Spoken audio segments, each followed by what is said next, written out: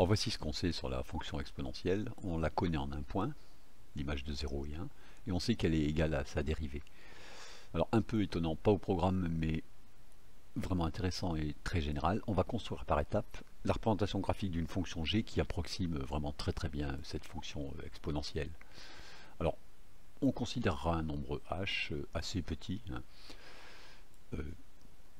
dans toute la vidéo ici. Alors on peut tracer la tangente au point d'abscisse 0, puisque son équation est donnée ici.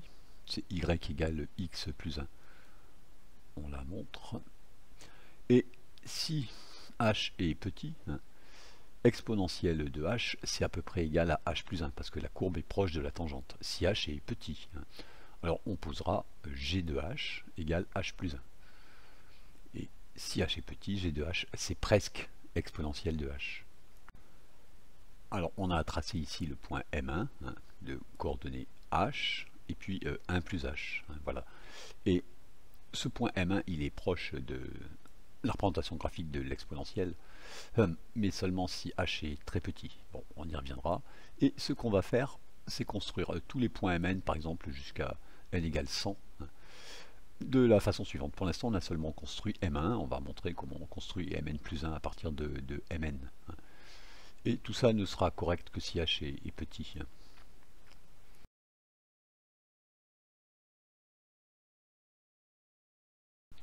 Ici en rouge, on a tracé la fonction exponentielle sur un petit intervalle et on montre bien que M1 est proche de l'exponentielle, de C exponentielle, si h est petite.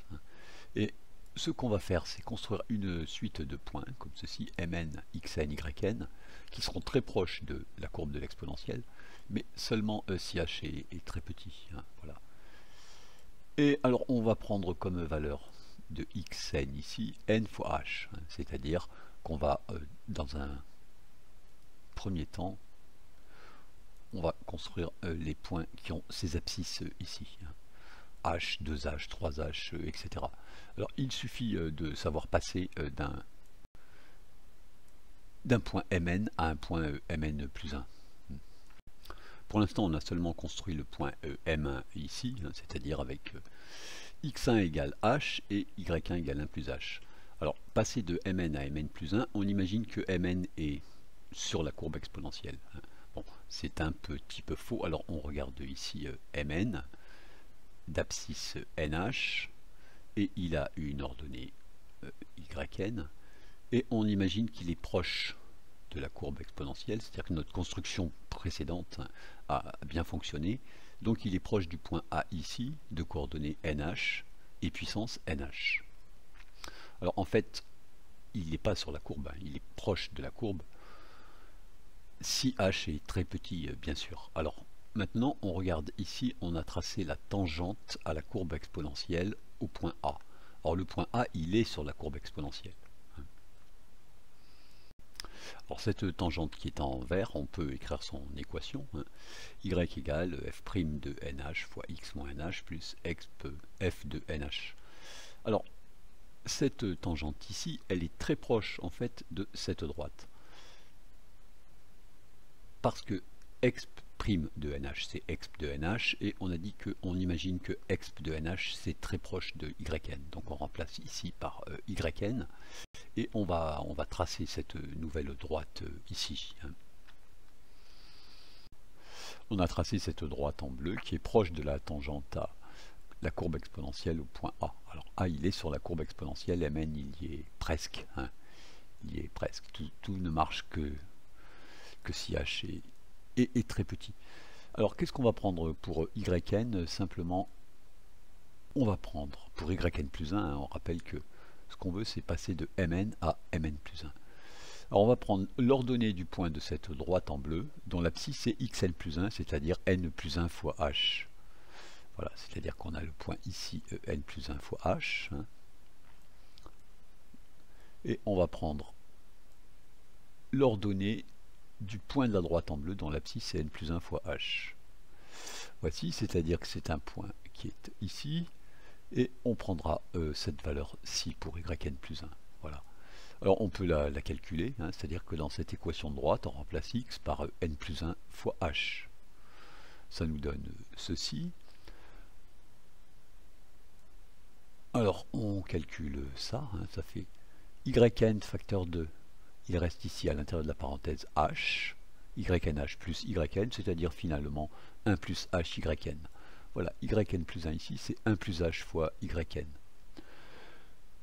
On voit que la suite xn est arithmétique de raison h, hein, bon ça c'était au départ, et la suite yn, elle est géométrique de raison 1 plus h, hein, c'est ce qu'on vient de prendre ici.